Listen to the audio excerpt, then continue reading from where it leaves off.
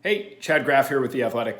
The Vikings, of course, have 2 first-round picks, which is nice because I think it gives them a lot of flexibility. You can take those picks and package them and trade up for a player that you really want, or you can use both selections and get 2 first-rounders. But what I think the Vikings should do in this draft is use one of those players, preferably on a defensive player, which we'll get to in a second, but then do everything that they can to trade down after that and try to get as many picks in the top 100 as you can. There are some years where, say, you have one glaring weakness where I think you probably want to do everything you can to draft somebody at that position. But I think the Vikings have 4 positions that they really should try to address in this year's draft and early in this year's draft. And those are defensive tackle, where you could preferably get a 3 technique who can rush the passer. I think 2 years ago when Sheldon Richardson was here, we saw how good that defensive line can be and is when you can get some pass rushing from that 3 technique position. I also think that they're going to need a cornerback. I think everybody knows that. There's no way around it. After you lose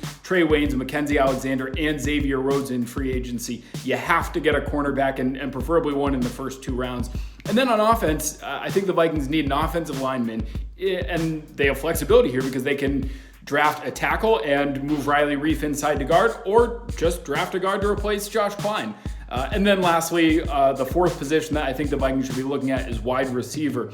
So ideally, I think you use one of those 2 first-round picks, preferably on somebody on the defensive side. Last year, you used your first 3 picks on offensive players. This year, I think you look at the defensive side and either go with a defensive tackle. South Carolina prospect Javon Kinlaw is a really good pass rusher, perhaps the best interior defensive lineman coming out who can rush the passer. So I think if he's available, he's an automatic upgrade. Or you look at cornerback where, as we mentioned, you got to get somebody, perhaps even get Stephon Diggs' younger brother, Trayvon. CJ Henderson could be, if he's available, a really good piece. And then you use that other pick where you package that pick and move down. And it's a deep class 4 wide receivers. So ideally you pick up probably 2, maybe even 3 wide receivers later in the draft.